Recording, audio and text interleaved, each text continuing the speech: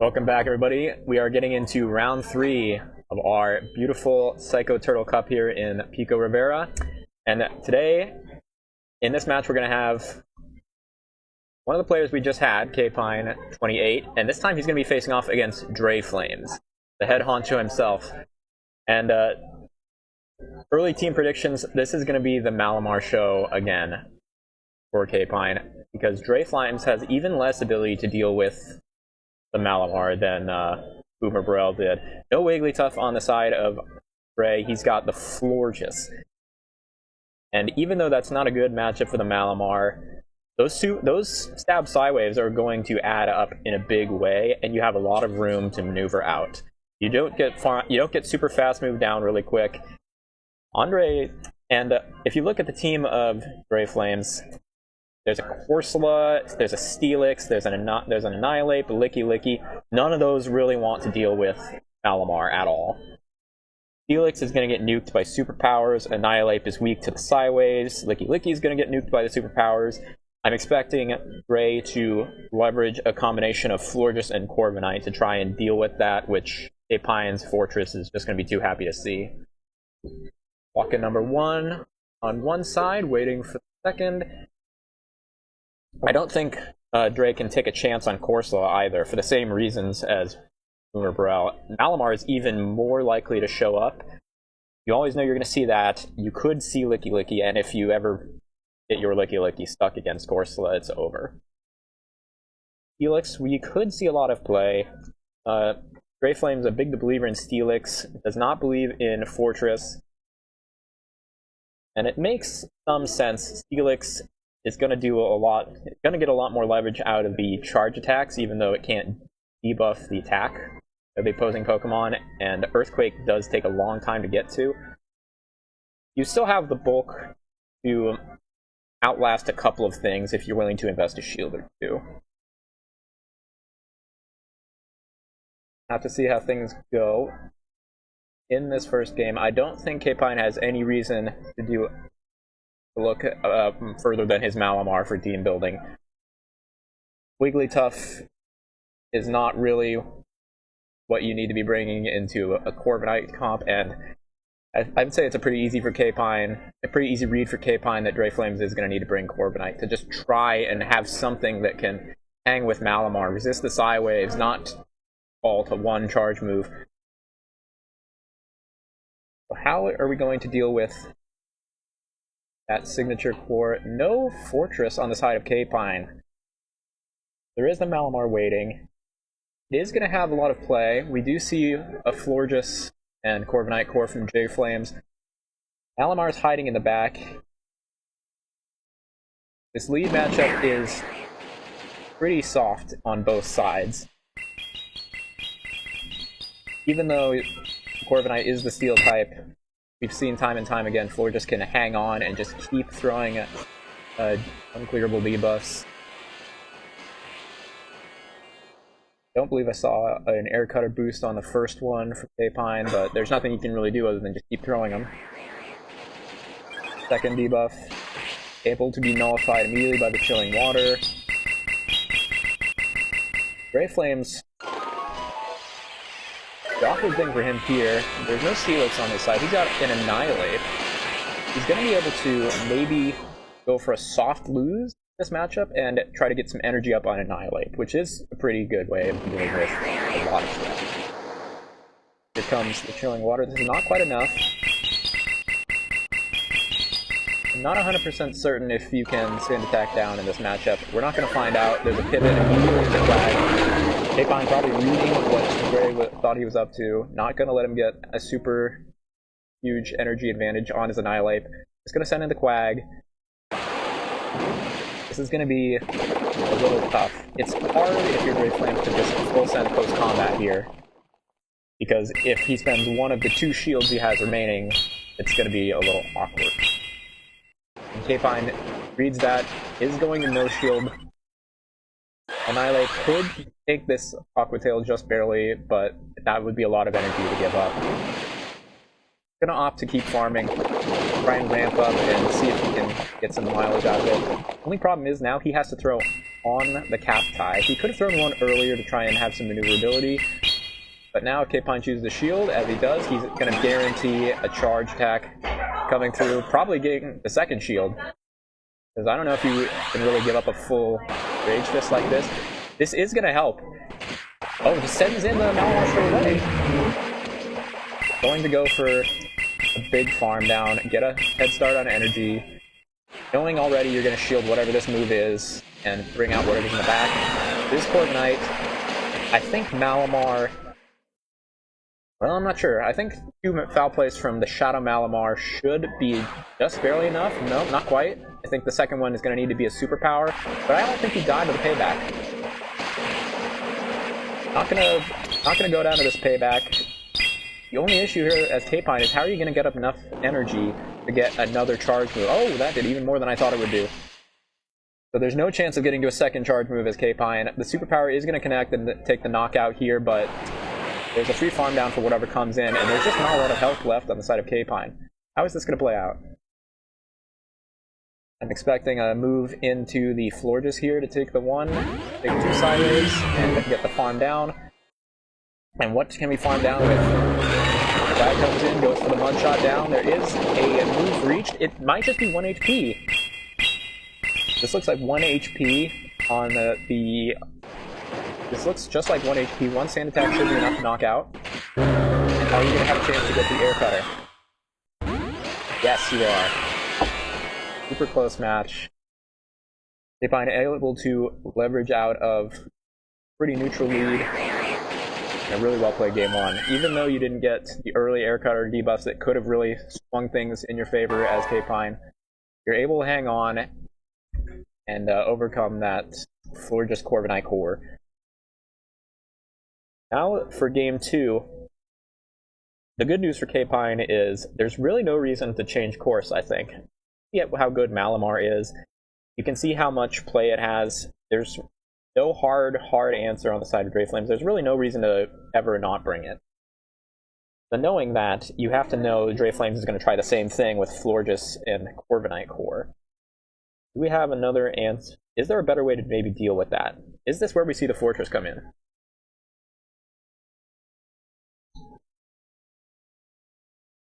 Only thing standing in the way of Fortress's success would naturally be that Helix, I would say. Everything has play against the Fortress here, and Annihilate is also kind of a problem, but Helix is kind of the big issue. Is that maybe the read from Andre? Catching the Fortress with a Steelix. As long as Steelix doesn't get aligned to the Quagsire, it's in a pretty safe spot. So is Drake going to take a chance on Helix in game 2? I think that's the adjustment. And that is what we're going to see. And this time he finds a good lead. Catches the Malamar out in the lead. Super effective Fairy Winds are going to add up. K-Pine's actually just going to opt to not throw early. Just going to take the move and maybe switch out with some of this energy. Gonna have to shield up, I suppose. It would do a lot. Gonna throw early, and I guess you can't throw on the charge attack tie, risk letting a full Fairy Wind through. The central plays, maybe we see a catch on the second one as K-Pine. No, not gonna go for the catch. Killing Water is not quite enough to knock out, but now you're double debuffed and this foul play has no purpose, so you probably need to make a switch out. No, I'm just going to go for a superpower. Get all the damage he can out of this. And this honestly puts Dreflames in an amazing spot. He's got Switch. He's got the alignment here that he wants if he wants to bring in the Steelix right now. Gonna off the debuff at first, which is a pretty decent way. We know Steelix can win the Zero Shields against... we know Corviknight can win the Zero Shield against Steelix if Steelix is a little slow in the swap in. But this debuff is gonna maybe help out in a big way. Dreflames gonna be free to actually Thunderfang this all the way down, and he'll have a big Earthquake ready for whatever's in the back. Even Quag doesn't really want to deal with that. But he's still gonna have to throw a move here. Does not throw the move. Ray maybe needed to throw an early Psychic Fangs there to guarantee this matchup. Unfortunately, now He's able to take both of those moves thanks to the attack debuff from the Fortress, but this is gonna scuttle any plans to come out with energy to throw with that Quag. So Quag's up 1 Mud Shot. There's catch potential on the side of K-Pine. He's got 2 options. Gonna have to bring in Fortress here, try to force out some of the energy, I suppose. And gonna place it all on the back of the Corviknight. No, just gonna get the shield back. Gonna get the shield back with the filling water. You have to shield this. You can't no shield a potential Trailblaze as K-Pine. Or can you? You can! Oh my god, what a call from K-Pine. Amazing call. Keeps the shield up. The question is, can you survive these air cutters? Because now Dre's free to go straight air cutter. No need to even think about going for a payback. No debuff comes through on the first one. And your Aqua Tail is debuffed here. The tricky thing for K-Pine here is it's plainly obvious he's going to look to pivot out as soon as he can. So is Dre going to be able to avoid a catch? Yes, he is. Going to go straight away. And this is going to put Quag maybe a little too low to deal anything about this. Going to opt to send this in now. I think this frees up a lot of... This gives the Corv... No. Not going to give the Corv a lot of farm, but Dre's safely able to take it out with the air cutter first, and I don't think you're in 2 Aqua Tail range. And now you get a debuff. I don't think 2 Aqua Tails are quite enough as K-Pine. But it should be close. And this should be a Sand Attack down. No, it is totally enough. And a huge catch. An amazing read, Dreflames. 2 Aqua Tails definitely would have been enough to take out the Corviknight, but able to save it. Gets out, able to get the farm down. Malamar does not have the energy to keep up. So a great adjustment for Dreflames. Got the lead he needed, Florges into Malamar, and able to put the Steelix exactly where it needed to be, kept it far away from the Quag. Dreflames is back in the set. So, able to overcome the Malamar. So game 3.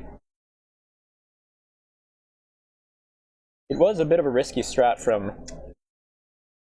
Maybe it wasn't that risky from Dreflames. You keep the floor. You have the Florges in the lead, 2nd game in a row.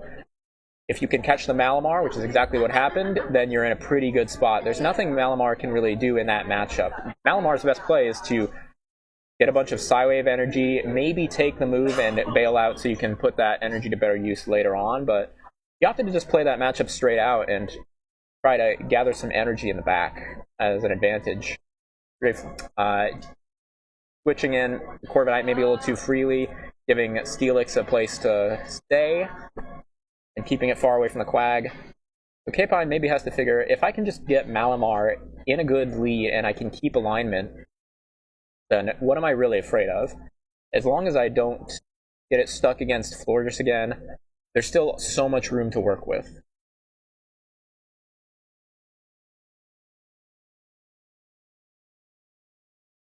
As for Dre, does he take a chance, does he triple down with Florges lead, or does he maybe swap it up to Corv lead this time?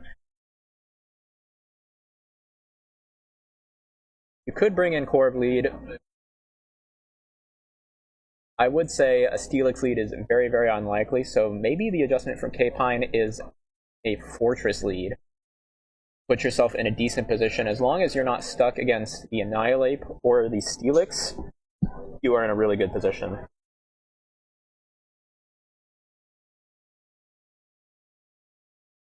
Have one lock-in. One of our players, the other still thinking things over.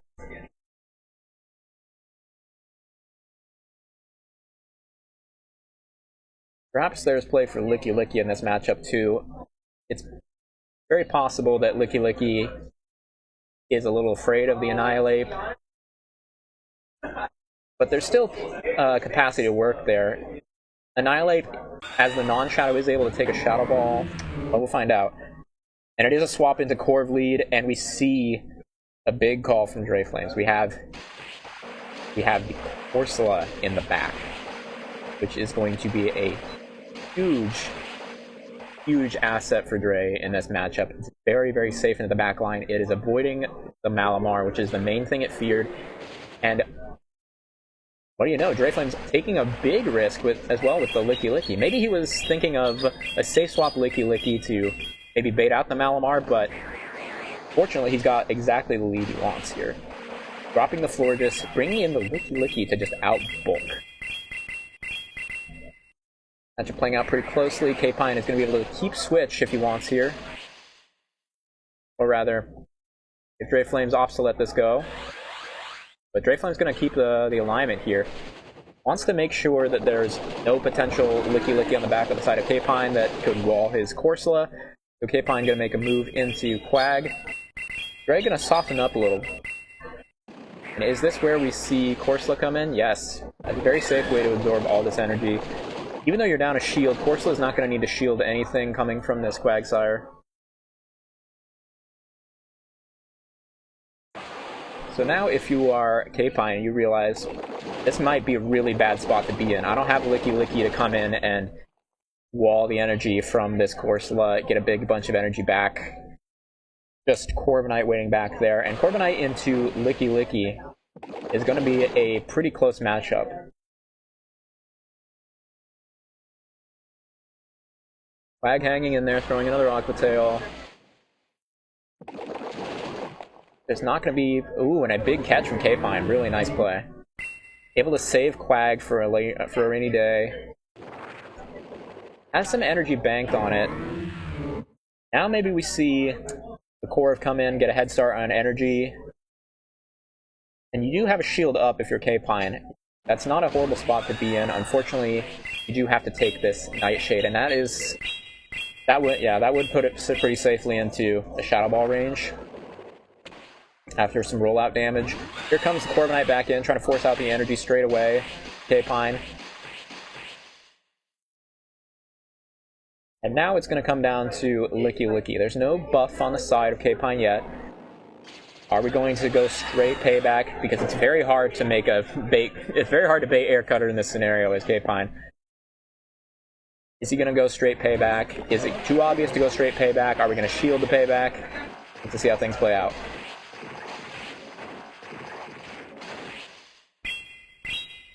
Building up. Still building up. Ton of energy. And he is going to take a chance on the Air Cutter bait here. Is Dre going to call this? Gets the shield with an Air Cutter buff and the attack boost. And that could be exactly what K-Pine needs. Gonna throw on alignment. A little awkward and a little risky, but gonna land this boosted payback. Quag has a move ready. He can go for the combo play if he really wants to. Not gonna chance it. Knows he can take a move. And he is going to outpace the Air Cutter. K-Pine looking to be in a pretty good position here. He just needs to land 2 moves. To combine 2 moves from both of his Pokemon. There's the first one in the Air Cutter. And there is the second one in the back ready with the Quag, as long as we don't safe swap and transfer energy onto... one Astonish wouldn't even knock out, so just able to finish the deal with the Corviknight. Another great game from K-Pine, really close. Dreflames making a really bold call with the team comp, and it almost paid off for him. Fully dropping the Florges, but K-Pine able to come through the strength of Malamar, even in, again, for the 3rd time, into a Steel type. Still able to have a lot of play, still able to keep it alive, get a catch out of it later, stretching its utility. Another well-played match. K-Pine is 3-0 and is in a pretty good position going into our round 4. So that's where we're headed next. Until then, stay tuned.